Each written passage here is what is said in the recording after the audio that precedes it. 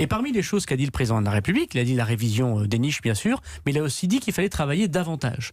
Et qu'il fallait travailler davantage notamment en allongeant la durée de cotisation pour les départs à la retraite. Vous savez, les retraites, c'est 30% de toute la dépense publique.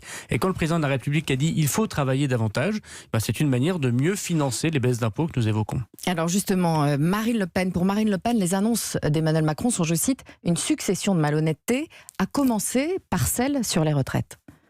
On dit on ne touche pas à l'âge de départ, en revanche vous ne toucherez pas votre retraite pleine, ce qui veut dire que la durée de cotisation va augmenter. C'est mal de la part du président de la République, faire croire aux gens qu'on ne touche pas à l'âge de la retraite alors qu'en réalité par un biais détourné on y touche. Par un pied détourné vous y touchez? Mais non, mais c'était dans le cœur même de la campagne du président de la République Emmanuel Macron. Qu'est-ce qu'il a dit? Nous allons faire une réforme par points. Nous allons changer de réforme des retraites et c'est Jean-Paul Delevoye qui y travaille. Et il y a un âge légal à partir duquel les gens peuvent partir en retraite et puis il y a un âge pivot. C'est un petit peu compliqué, les retraites c'est extrêmement compliqué, mais il y a un âge pivot qui fait qu'on peut partir effectivement à l'équilibre et repartir avec 100% de la retraite auquel nous avons le droit.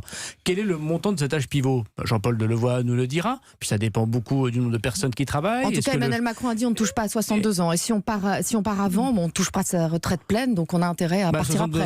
62 ans, c'est l'âge légal du départ aujourd'hui. Il y a déjà beaucoup de gens qui partent avant 62 ans.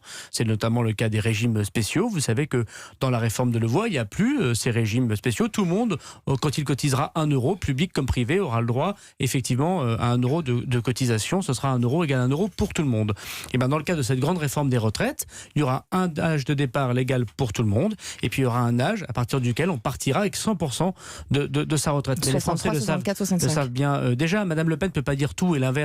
La semaine dernière, nous dire il faut faire des efforts et cette semaine, quand le président de la République propose des efforts, disent c'est pas ces efforts-là qu'il fallait faire. C'est assez cohérent ce que nous présentons aux Français. La baisse de l'impôt pour les classes moyennes. Nous disons au patronat français et au MEDEF, ayez conscience de l'intérêt général et participez vous aussi à la concorde nationale. Faites un effort également. Et puis nous disons aux Français, il va falloir travailler plus longtemps parce qu'on n'est pas des magots et on considère aujourd'hui, comme tous les pays européens autour de nous, qu'il vaut mieux baisser les impôts et travailler un peu plus parce qu'il y a plus d'espérance de vie que de vous raconter des garnousettes. Je sais que vous aimez ça, Europe 1, que je dise garnousette.